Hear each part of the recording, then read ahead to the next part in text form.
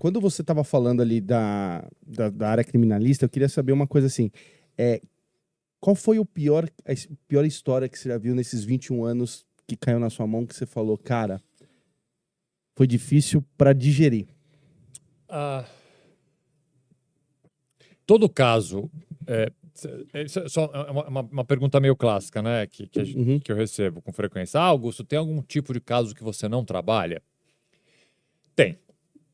O caso que, por alguma razão, o desconforto que eu possa sentir trabalhando no caso vai influenciar a qualidade do meu trabalho. Basicamente, essa régua, é esse o critério que eu uso. Se, por alguma razão,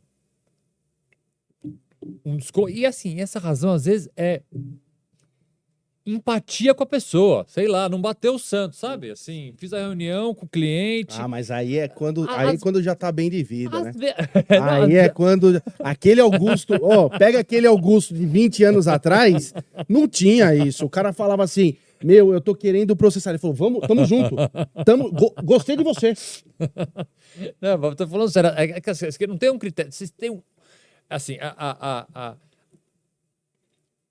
a tranquilidade de saber que nada no caso vai atrapalhar o meu trabalho e a minha tranquilidade de ter certeza que tecnicamente eu vou fazer um bom trabalho é o limite para eu pegar e não pegar o caso. Agora, existe, obviamente, alguns critérios que durante esses 20 anos eu percebo que aparecem. E vou te dar um exemplo concreto. Caso que envolva criança, por exemplo. Geralmente é um caso que me incomoda o suficiente para que eu não consiga trabalhar. Família Nardoni você não pegaria?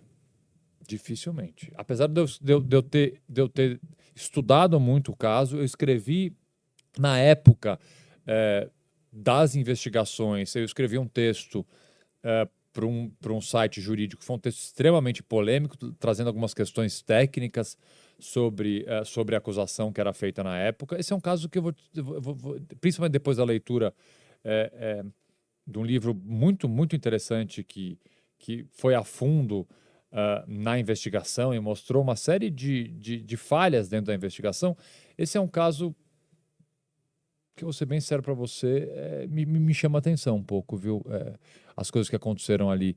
Mas, sim, respondendo objetivamente a tua pergunta, um caso que envolva criança, principalmente violência sexual com criança, é um caso que, naturalmente, eu tenho filho, não digo que é exclusivamente só por causa disso. Uma pessoa que não tem filho também pode se sentir incomodada com isso.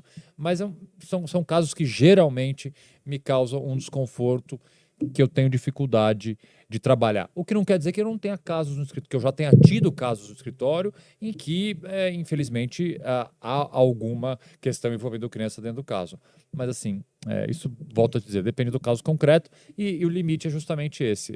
Eu ali analisando, conversando, vendo as provas, se aquilo ali me incomoda o suficiente porque eu não vou fazer um bom trabalho. Sinto aí que no caso Nardoni, até por você ter examinado e você ter falado que acha que algumas coisas ali foram erradas, acho que... Eu não sei te dizer se eu pegaria o caso do Nardoni, é difícil te dizer agora. Assim, mas é um caso, do ponto de vista de defesa, extremamente interessante para analisar. É um caso que tem uma prova pericial que pode ser muito contestada, tem elementos ali. Esse texto que eu escrevi na época, ou seja, faz muito tempo. O que eu levantava de suposição? Inclusive, esse texto está no livro de um jornalista muito importante, o Rogério Pagnan, um jornalista da Folha, que fez esse livro, uma investigação super séria. Na verdade, eu só levanto uma hipótese nesse artigo que eu escrevi, que na época eu dizia o seguinte: eles estavam presos, não tinham sido nem condenados ainda. O que eu levanto a hipótese? Se eles confessassem o crime, como na época a gente imaginava, pelo menos a construção que se fazia de que realmente a mãe tinha agredido a criança e a criança tinha falecido em razão das agressões, aí o pai tinha cortado ali aquela rede, jogado a criança para tentar esconder o crime. Se eles confessassem tudo isso que todo mundo dizia que eles tinham feito, eles provavelmente receberiam uma pena menor do que eles poderiam receber negando e sendo condenados. Então eu fiz uma construção meio que de... Meu esquema americano. Meio que de loja. Eu falei, se esses caras estão negando, eles só têm a perder negando. Se eles confessarem, eles receberão uma pena menor do que se eles forem condenados negando os fatos como eles estão. Então, assim, nesse caso, precisa de um olhar um pouco mais atento. Foi essa construção que eu fiz na época. Tanto que eles foram condenados e cumpriram uma pena mais alta que se eles tivessem confessado essa construção. O que você estava falando é o como jogar o jogo. Que é um padrão que a gente vê muito na lei americana, né? Uhum. A lei americana, muitas vezes, o advogado chega pro cliente e fala para ele confessar ou para ele assumir para pegar uma pena muito menor do que essa, do que nem você está falando. Se ele continuar negando e principalmente a polícia provar que ele aí... Nos Estados Unidos, a gente tem... É curioso, né? A gente... às vezes deixa de importar umas coisas tão bacanas que outros países têm, inclusive os Estados Unidos, e importam as porcarias, né? A justiça brasileira tem mania de querer importar coisa dos americanos. A justiça americana não é uma justiça boa. A justiça americana é uma justiça que falha muito, é uma justiça que prende muito inocente. Mas tem uma aqui no mundo que não falha? Não. Todas têm suas falhas. Coreia do Norte. Não, todas têm as suas falhas gigantescas. Mas os Estados Unidos têm um problema grave, e entra um pouco nesse ponto que você está tratando, que os Estados Unidos ele tem uma forma de um julgamento negocial que ele é bastante perigoso. O que significa isso? Aproximadamente 95% das acusações criminais, elas não efetivamente vão a julgamento. Não existe um julgamento, existe um acordo prévio, que é isso que você falou.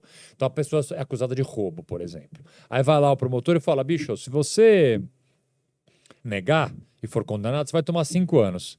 Confessa aqui e aceita 1 ano, fazer esse acordinho, papum, vamos lá, resolveu, beleza, cumpre 1 aninho aí.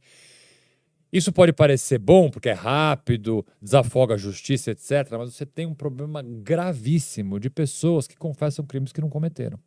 Justamente porque tem uma defesa completamente ineficiente.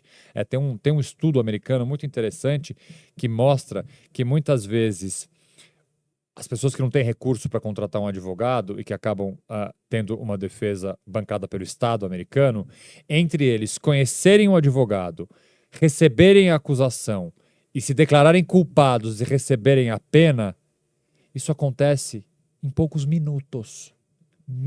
É uma defesa. Escrevi um artigo grande para a Folha de São Paulo uma vez dizendo assim, é um fast food do sistema judiciário. Entre você receber a sua acusação, conhecer teu advogado, dizer que você é culpado e receber uma pena, minutos se passaram. E muitas vezes essa rapidez, essa vontade de resolver o processo rápido, acaba gerando uma série de condenações injustas.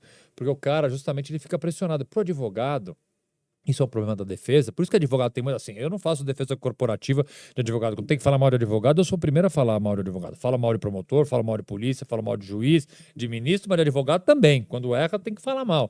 O advogado porque pro advogado é fácil. Pensa um advogado americano desse. O cara vai receber o honorário dele do mesmo jeito que ele recebe meio que por baseada, saca? Ó, fiz 10 processos no dia. Comissão. Fiz 10 processos no dia. Pra ele, quanto mais rápido resolver, melhor. E ele não tá nem aí pro cara, entendeu? Ó, bichão, aceita essa proposta do Ministério Público, que é o seguinte, ou você vai tomar 5 anos de cana, ou você cumpre 6 mesezinhos. O que é 6 meses, cara?